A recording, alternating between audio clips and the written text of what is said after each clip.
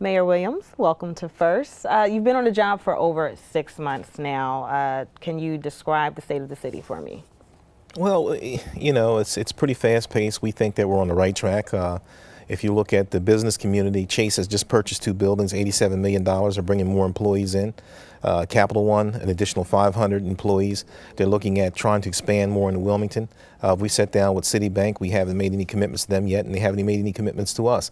But we are on the right track. We are retaining businesses with the Business Roundtable. We have reached out, as I stated, all during the course of the campaign. We'd be in an open administration. We'd work with the CEOs, the business folks who have problems. We went out and addressed these problems. As any city that's struggling now with the economic downturn in this nation, I think we're doing pretty good. Well, that's good. Earlier this week I talked to the police at the Wilmington Police Station, and last year this time we had about 18 homicides. We're down to 8.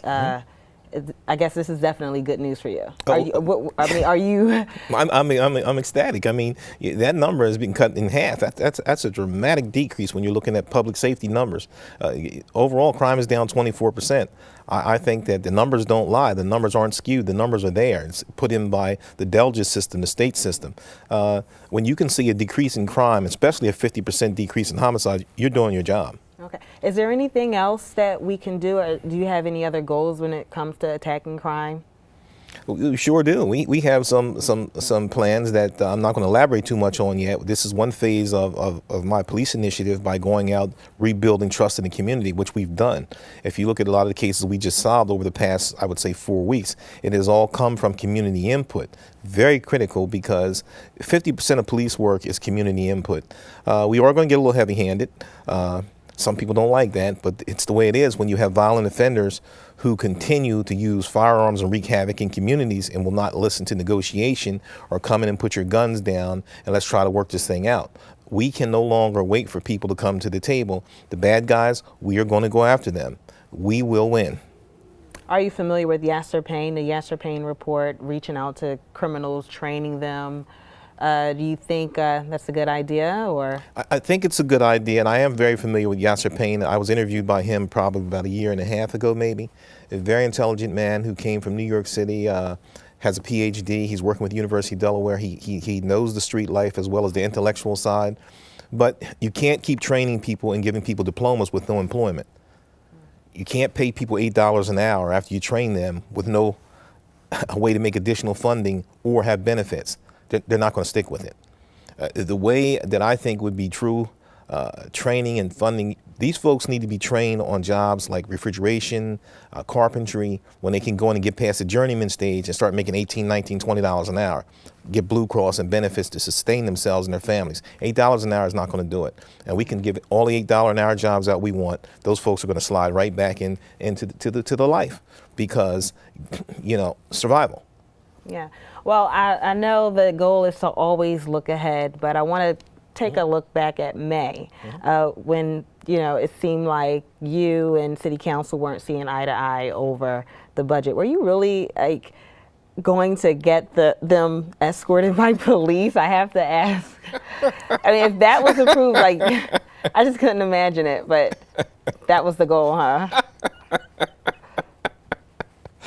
No. Okay. I think I was letting off steam, really. Okay. All right. Well, that's cool. But are you prepared to, I guess, battle with them maybe next year, or how what's the relationship like now? Well, I think we established the point there's only one CEO of the city, and that's me, Dennis P. Williams. I'm going to work with council. I don't plan to get no more tug of wars with them or pit matches. I mean, we got to run a government and run a city here. And if people didn't elect me to fight with city council, if they did, they would have said, okay, Dennis, you're the boxer, box with city council. They elected me to be the mayor, and that's what I'm going to do. Okay. All right. Well, you can never go wrong when you talk about food. I know you have a series of lunches. You're visiting different restaurants. What's the feedback like? Well, we've had some that's been very successful and some that's been, we went to some sandwich shops, and I think people are eating more healthy now.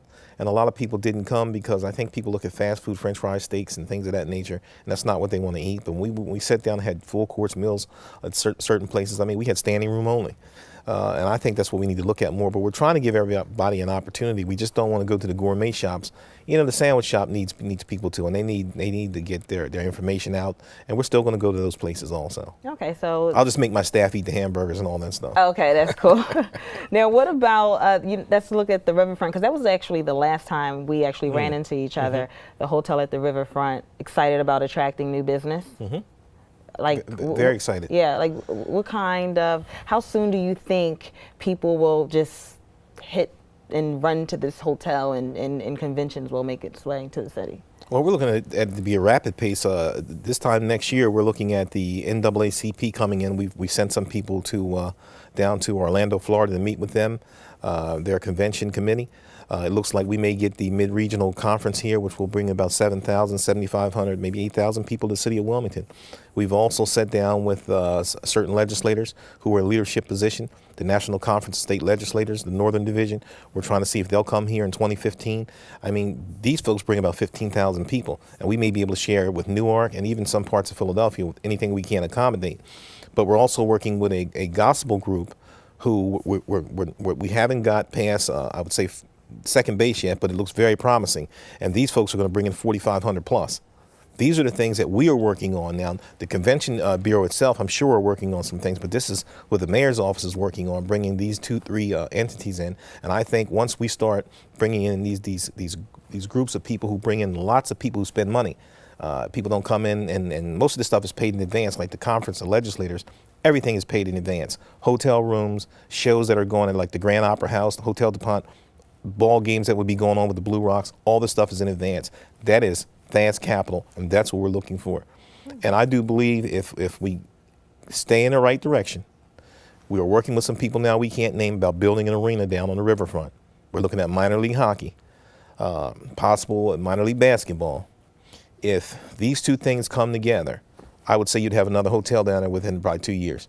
Oh, that's awesome. So, speaking of businesses, I notice when I drive home every day, there are a lot of, especially in the city of Wilmington, not too far from where we're located, a lot of office space for rent. I mean, it's a big sign in the ING building for rent sign. What are we doing to, I guess, kind of tackle that?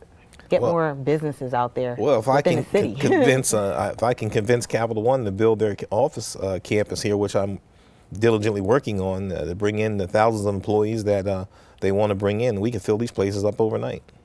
Well, that's hopefully. I actually have a few friends who would love to start a business.